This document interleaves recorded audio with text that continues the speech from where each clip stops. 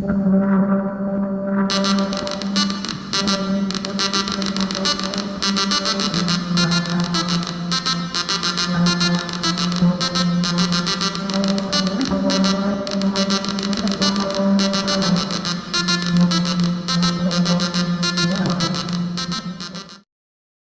is a strange beast.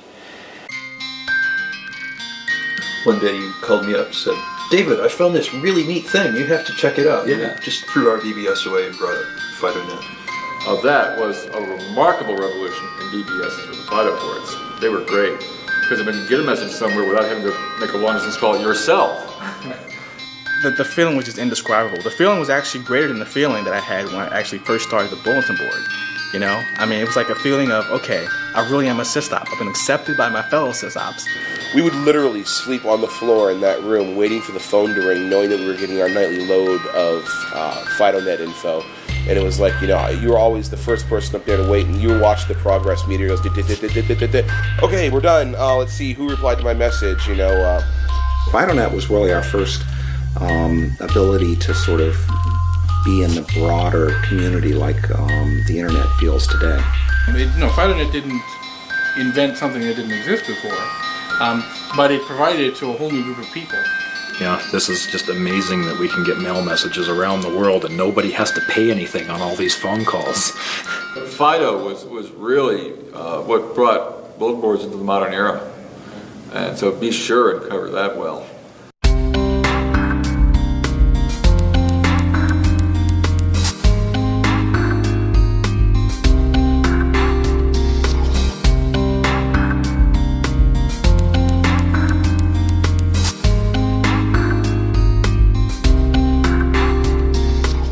I didn't no idea it was going to become so amazingly large or long-lived. That's the part that gets me.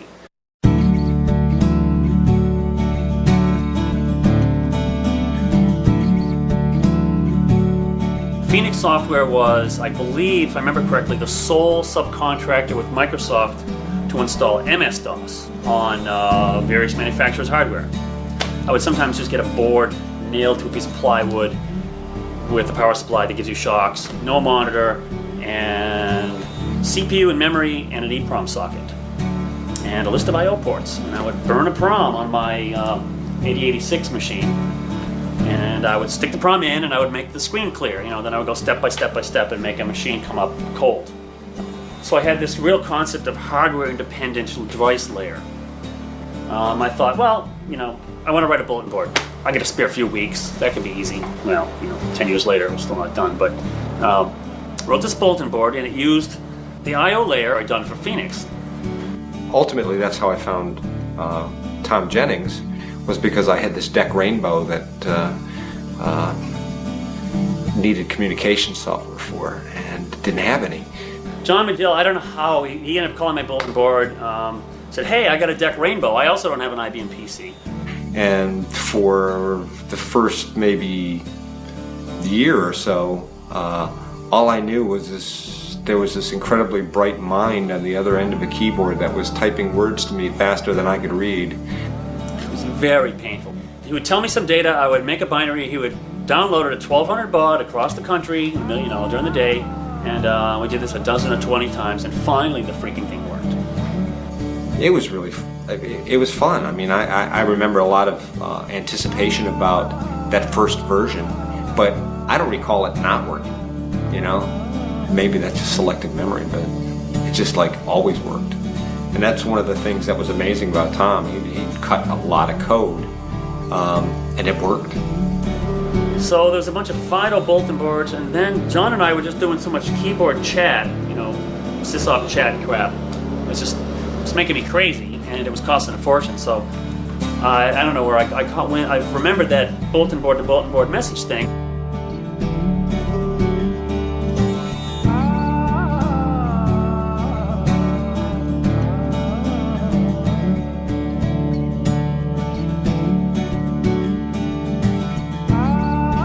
Tom and I used to talk on the phone frequently. He said I was talking to John Medill and got to thinking about it. He said, wouldn't it be neat if our boards could call each other up exchange messages, or maybe exchange files. There was other talk about this stuff at the time, and I don't recall it. But they were all very complicated schemes. Oh, we must get around this local call business. And I said, well, what does it cost? Just what does it cost?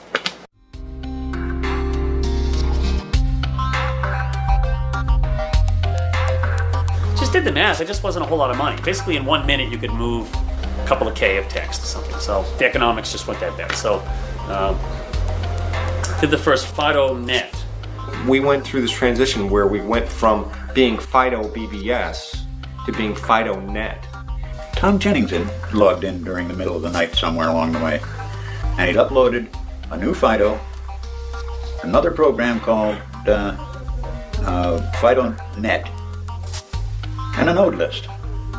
You're actually watching two machines coast to coast connect, and error checking and resynchronization, all this stuff, and it's like, this is going to be a big machine. It was fun making a big autonomous machine. And suddenly we had systems that could call each other up and talk to one another. How it got spread out after that, because it was just amazing. We went from 2 to I don't know, it seems like 150 in less than 6 months or some such thing. And it just had a momentum of its own and mind of its own. It just spread like wildfire.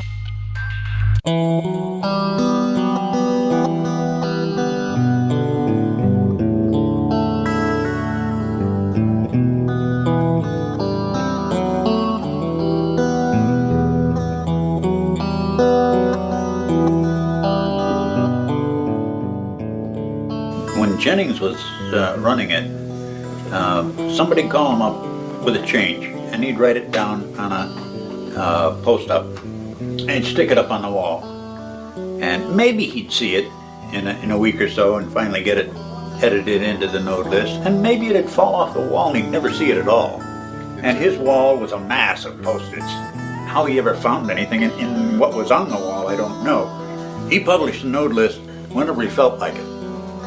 So there was no way that you knew that a new node list was available.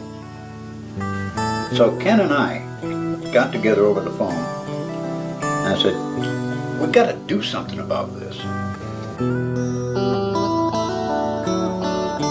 So I made a conference call with Ken and TJ. Our position was, you've got to give up this chore and let somebody else do it. So he says, okay, you do it.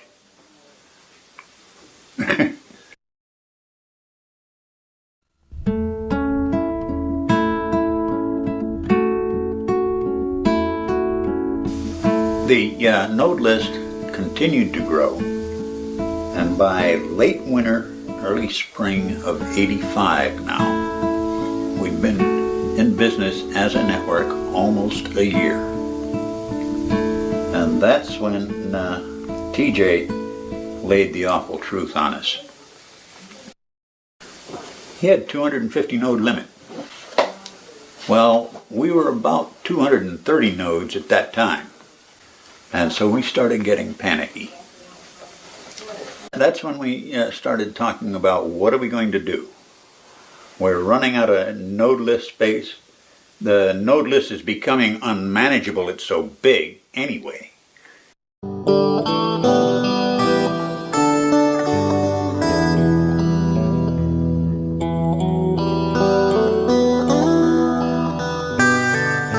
I took off work, Ken took off work, Tony Clark took off work, and TJ, we all came here, and this is the meeting you're talking about.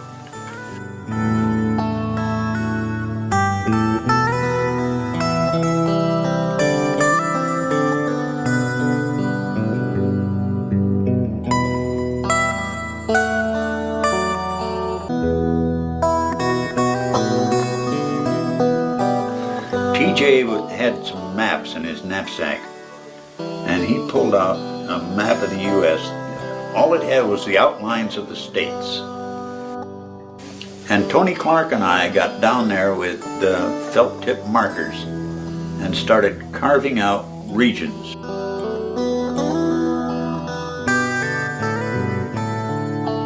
Do you're into trivia here. Do you know why how the first FIDONET regions in the U.S. were created? It was based on the NCAA basketball brackets. It was totally arbitrary, really. What we were trying to do was come up with more or less equal populations as best we could guess. We were all prepared for a horrendous horror story when we switched from the amorphous net to the net node concept, because we all did it on the same day.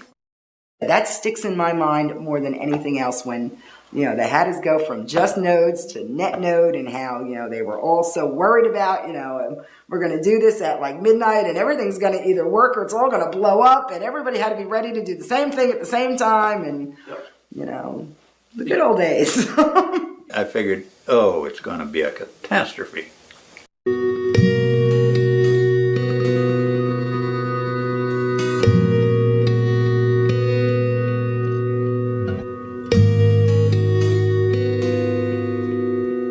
I was the 17th node on the FIDONET, and then they went to regions and nodes, and so then 107 was the New York area, and everybody had to split off. And since I went down to New Jersey, they had changed my number, and I got upset with that because now it's 10727. I went, no one's going to know I was an early starter in this, and here was my point of pride, that I was one of the early settlers on the homestead. So yeah, it was a giant ongoing software project. It was kind of open-ended. It's kind of fun up until like 92. Almost 10 years.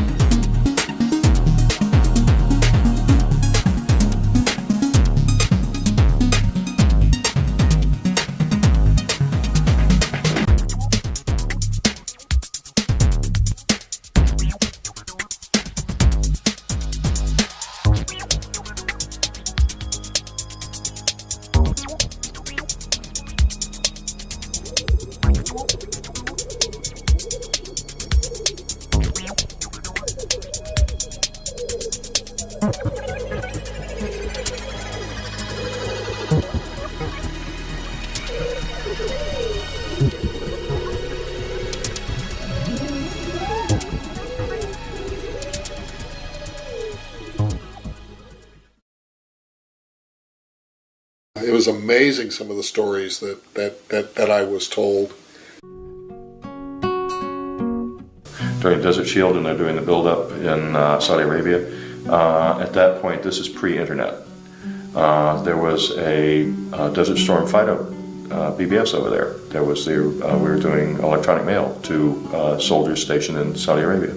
And at the time, this was pretty groundbreaking. The lure of having stuff sent to me and available for me to read when I wake up in the morning from God knows where on the planet. And yeah, it's the planet because there was stuff popping in from other places. It wasn't just local stuff. It worked well. I could send, email messages across the country long before anybody heard about the internet. Long before people, what's that? Basically for free, I could send a message from here to New Zealand, Australia, New York City, wherever. I remember this one guy, I don't remember where he was, I just knew he wasn't on our continent. I would send a message out to him, and it would take 2 days for the packets to get to his BBS. Then he would reply, and it would take another 2 days for the packets to make its way back to me. That was a fascinating thing. You're projecting your presence vicariously out, and you have no idea how far it goes. When you get to the messaging alone, there's that to field in the subject area. That's the news groups. This is a news group that has a to field in it. And that, for people, has a bizarre effect on people to look at. First off, they look at it and they think, it's not to me, I'm not supposed to be reading this. Okay? But they get explained to them that this is a message that's public.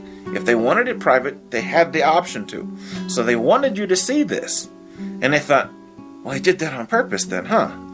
Okay. And now they want to read because they know that people see it. And that little subtlety in there is just tremendous.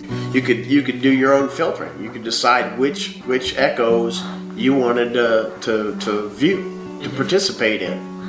You can lurk in any one you want, not say anything, and then come into any one you want, and then project yourself. One Tuesday a month, second or third Tuesday of the month, we'd meet and get together. It was great because then you could meet with all these people, and everybody was a fabulous mind. You've interviewed a lot of these people. There's no idiots out there except for maybe one or two users.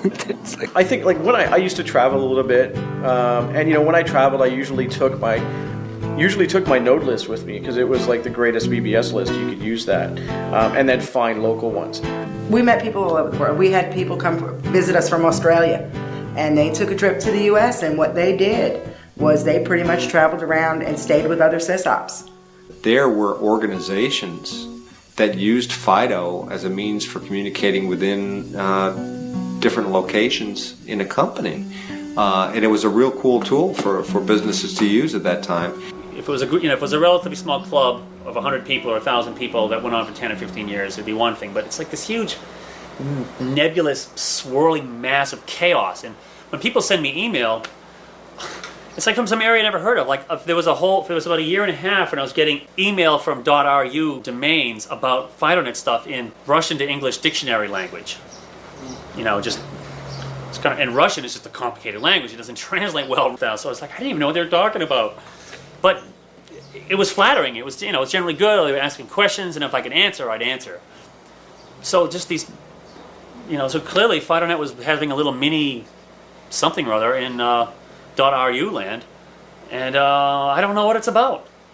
Just a few months ago, I heard from a doctor in Vietnam. And he said, all the fancy stuff of the internet and all of the rich collection of information on the internet, but that's censored in Vietnam by the government.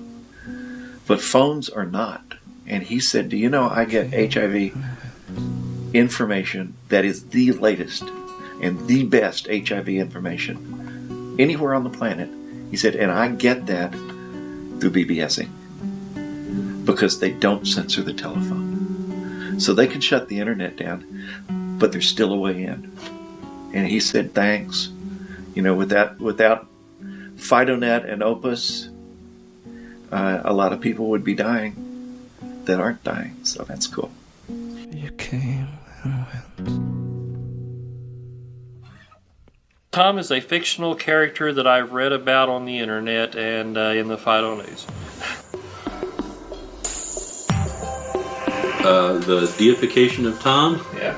Yeah, I'd say... Well, sure, everybody thought Tom was the god of Tom telecom. Yeah. It's really kind of interesting, but we're definitely in a situation where Tom was the creator. And you can look at that from a religious or a spiritual perspective, or you can just look at it as he was being creative, and he created this thing that had a life of its own. You bet.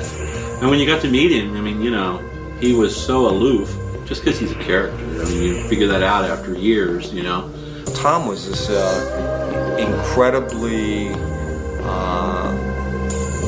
admired individual that put a lot of time into doing something that he believed in, Now,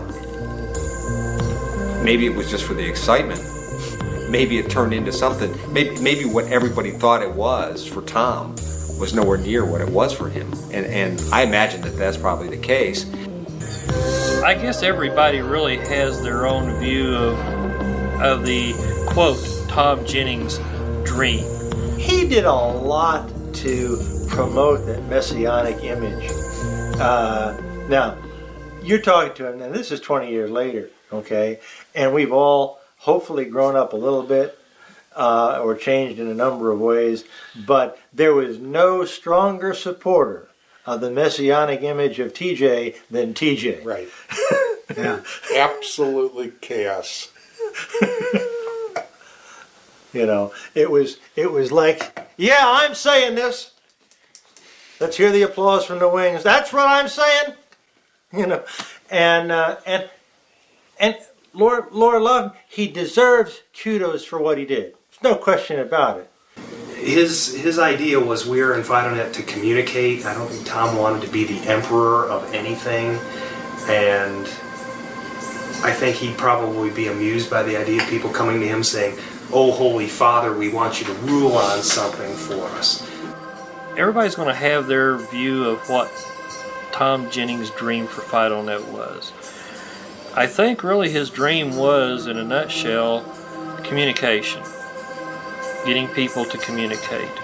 And I think if you really want to boil it down a little farther than that, I'm not really sure that he had a dream. I think he just had an idea that this would be fun to write this software. It just gets used to justify any old thing, which is kind of flattering that I have this apparent power. In fact, you know, send me checks. Everyone send me checks. So there was this net node thing. The region, the linguistic error I made was calling it a region, with the idea that nets are encompassed in the region. Rather than just being a logical entity, they were taken to be political boundaries.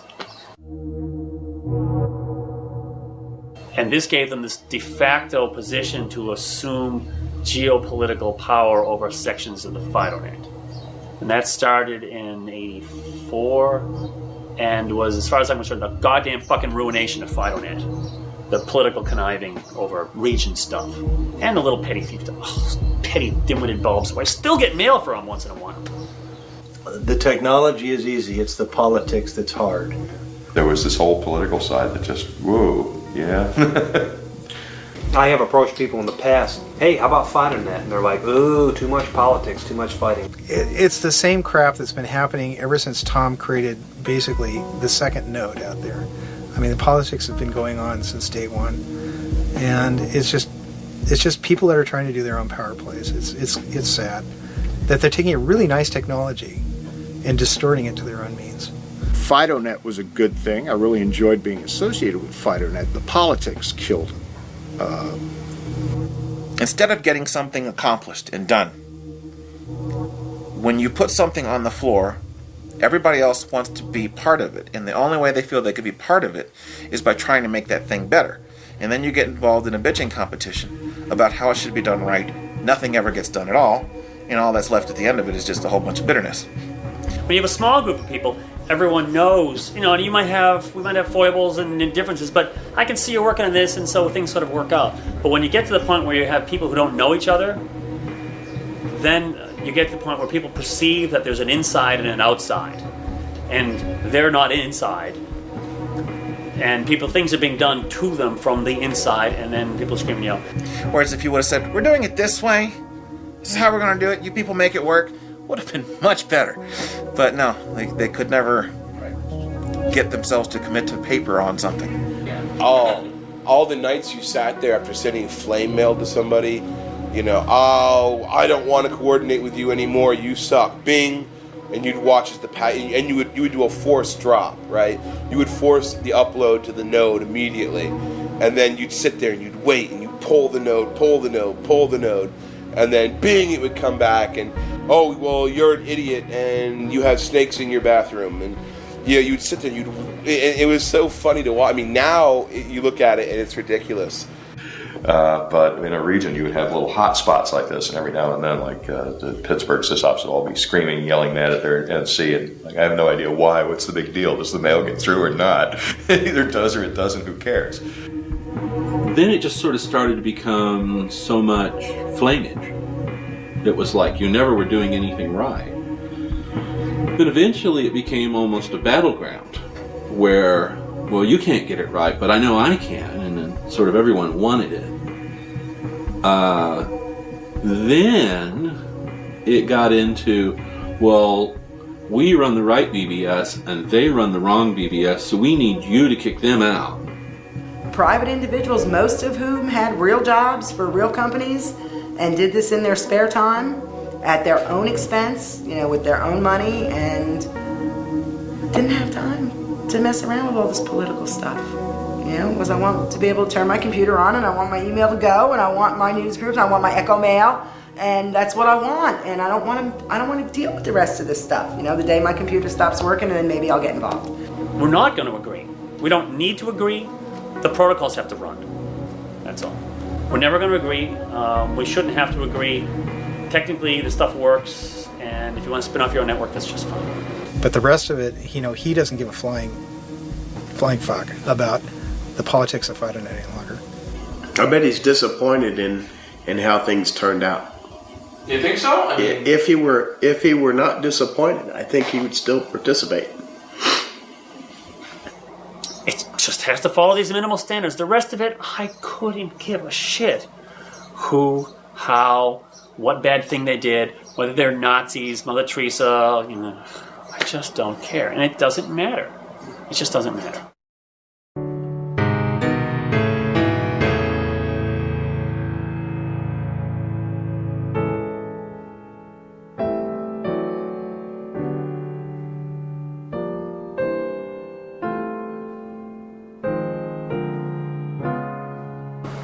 The whole IFNA debacle, it's a very sore point amongst a number of people. IFNA was originally TJ's idea. In fact, he coined the phrase. He came up with International it. He came up with it. I tell people that. It was our own doing. I was fully responsible, along with Ken Kaplan and all that, in hindsight, of doing this IFNA debacle, which I'm sure you'll hear to no end. Back in '84, he was talking about an International FIDONET Association, and he wanted it so that he could distribute T-shirts and bumper stickers, right. And that's about all he could think of to use it for. We said we need to be represented. We need to have a little technical appearance in the technical world, and as a group buyer of who the hell knows what, IBM PC insurance, whatever the hell the idea is at the time. We'll have this International FIDONET Association. We felt that we needed some voice out there. We needed some sort of lobbying voice, or at least some voice that we can bring to government and say, we're out there, this is how it works. You don't need to necessarily recreate laws for this sort of stuff. Why do we need an IFNA? The answer was so Ken and Ben could legally accept money to help support their efforts with FIDO.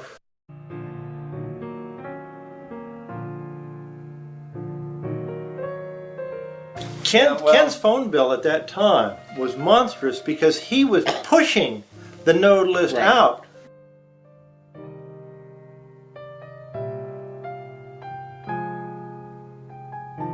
Ken filled out his taxes, and his accountant told him he was going to owe taxes on all the money he had collected in '85. He was screwed twice, because his accountant told him the donations would count as income, but the expenses wouldn't count as expenses. It wasn't a huge amount, but it was a non-trivial amount, I'll tell you. And it was insult to injury. And I had to report it as income. Exactly. So that was one thing that suddenly, and he's already collected he had already collected by April as much in '86 as he had in all of '85. It was basically structured so that money could be given in, so that the people who were putting out lots of money for their hobby wouldn't have to put it out. It would be taken care of so that those central nodes, the modems would be given to them. But we needed an organizational framework in which to do that. And conventionally, that's a 501c3 nonprofit corporation. So that's what we did. That was the beauty of it. Like, wow, we don't have to charge you for this. It's not even like an ISP to get on. We don't have to charge you. It's like, but we have to have this rule book because otherwise they won't give us this classification. And corporations will just give us stuff. I spent all the money that came into IFNA. I was, one individual. I had one P.O. box. I was spending it on postage.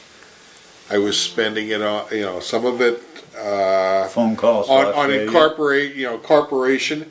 I was doing absolutely nothing except for going out of my way to try to cross my T's, dot my I's, and do everything to properly set this organization up. It was something we all agreed on, and unfortunately it got bastardized very quickly after it got taken over, because everybody feared that this was going to be some organization that was just going to destroy FIDONET. I got just absolutely, this guy is stealing money. He is, gonna send everybody down the tube, and he's taking FIDONET with him. I think they saw Ken Kaplan, and these guys sitting there saying, he's a good guy, he can be in. He's a bad guy, I don't want him in. It's horrible, it's miserable, we don't want it, we hate it. We wanted to steal FIDONET. Yeah. We had created FIDONET. We presented this idea of the IFNA, voluntary association, but we blurred some lines. We really fucked up. It would also manage the node list. People saw in this, probably rightly so, the seeds or the roots for future, quote, takeover of FIDONET. So there'd be this, we're nice and all well-meaning IFNA that controls the node list. And then if they decide to charge money later, you've basically commercialized FIDONET. That wasn't the goal at all. That really wasn't the goal.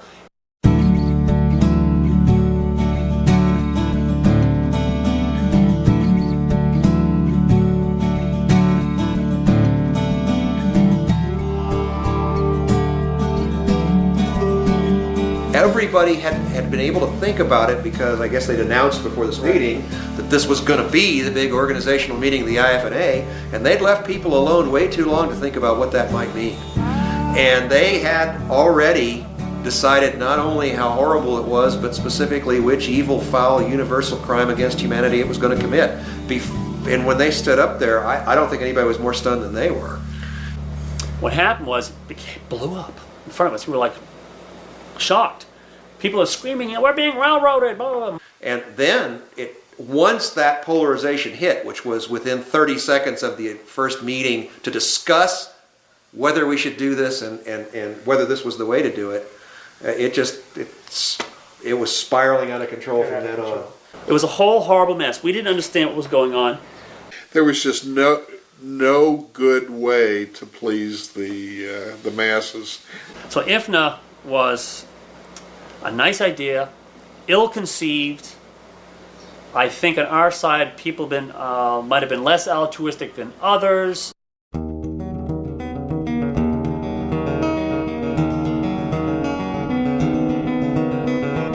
So IFNA, once formed, chugged along under its own inertia.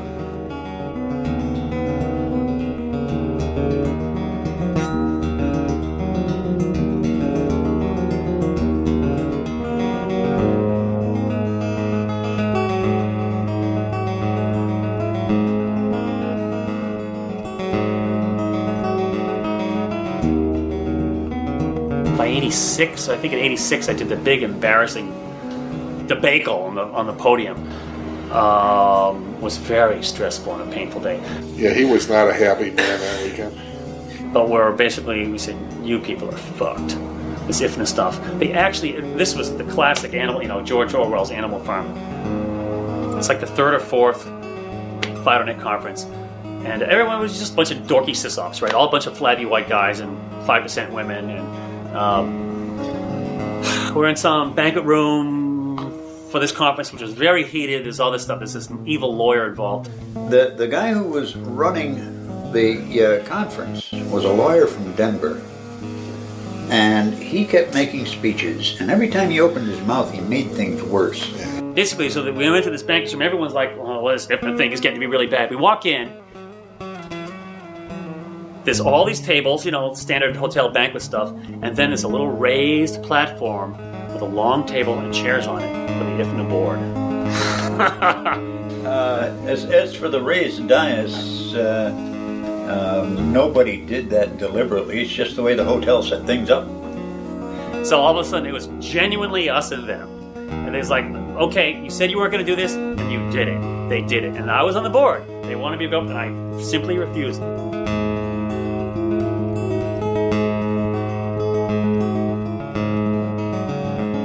I said some horribly disparaging thing about it, and other people were up in arms. And then poor Ken Kaplan, because his heart was always in the right place in this stuff, always. Poor Ken Kaplan said, okay, that's all, and it just collapsed into chaos.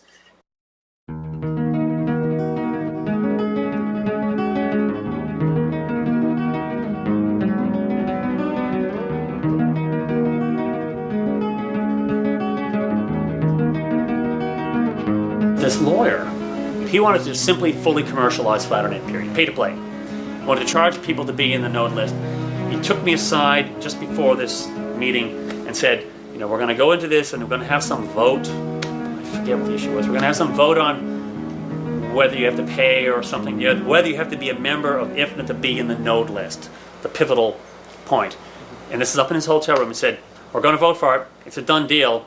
If you go along with it, being me, it'll all happen smoothly. If you go, well, you know, it's going to happen anyways, it'll just be a lot of trouble. And I should have said, fuck you. I didn't say fuck you, but I virtually said fuck you. I said, I'm not going along with this. And then I went downstairs and didn't go along with it. And then that's when legal action started.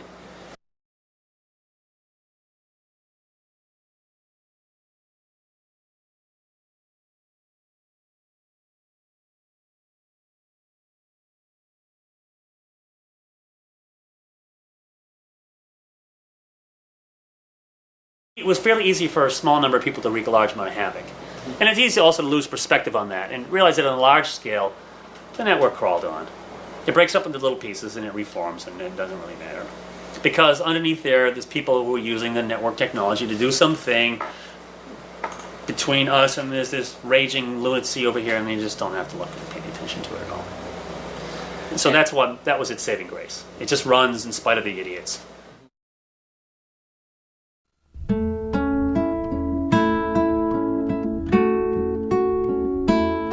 Yeah, well, I know when Ken, and I call it a disappearing act, even though it really wasn't that, but when he just, you know, pretty much had it, I always wondered if he was bitter at the end.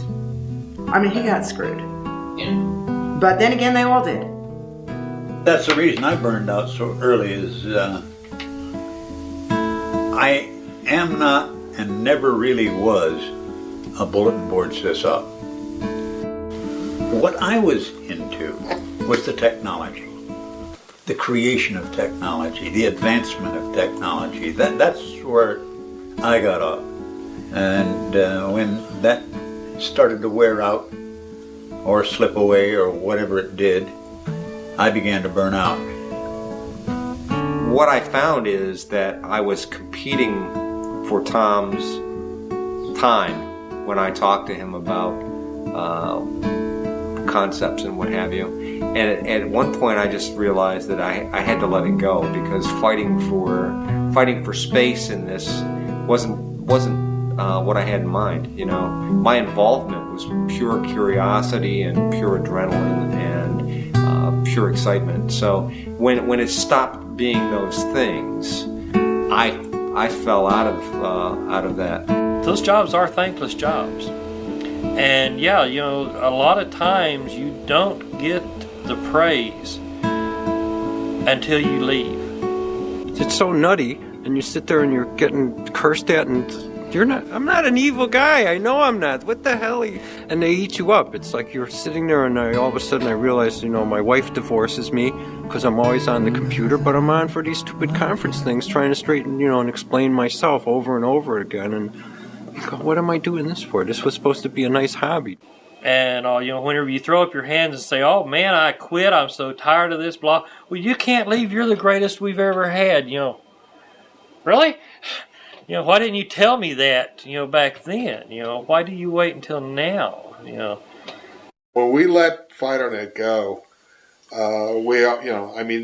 we made sure that whoever we handed it off to was someone who was going to keep it going. So I know, when I walked away from it, I knew that, maybe these guys weren't going to keep it flying for as long as I did. But it kept going. That amazes me when I found out just recently that FIDONET is alive and well. And I think as FIDONET is in 2002, we obviously probably have a more mature user base and a mature, at least in years at the very least, membership. The folks that are involved with it now, yes, there can be some parallels that some folks might draw to ham radio or other hobbies that have been around for a while. We are a dwindling breed, but we're stubborn. I look on that as a badge of perseverance, and I still find value in it. Do you think there'll be a FIDONET in 10 years? Absolutely.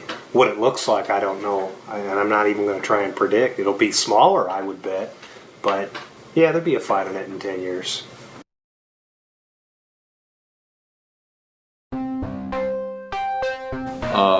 My thanks to Tom Jennings for writing FIDONET. That was brilliant software. The concepts that he worked into that were just great. Wonderful stuff. It taught me that you can't have... I was an anarchist and anti-war and everything, and after that, I understood benevolent dictatorships. It was the great irony of FIDONET was that Tom Jennings was an anarchist and believed in everybody should just do their own thing, but he designed this networking technology that required a central authority to say who was in and who was out. People say, "Oh, FIDONET peaked whenever it had 30,000 nodes, and growing. And then it started dying off." Well, yeah, that's true. You can't argue with history. The history book is written. You can go back through the node list and see this. But on the same token, I don't see that FIDONET has totally peaked. FIDONET started out as a couple of computers with software that really didn't exist, that was being invented. The software has evolved constantly. So I don't know that really FIDONET has peaked yet. It's nice to build something that lasts longer than you do. Well, I don't know if it will, but it lasts longer than your current attention span. It's like, oh, that's still going on? Oh, I didn't know. It's like, oh, I left the stove on, the water's still boiling.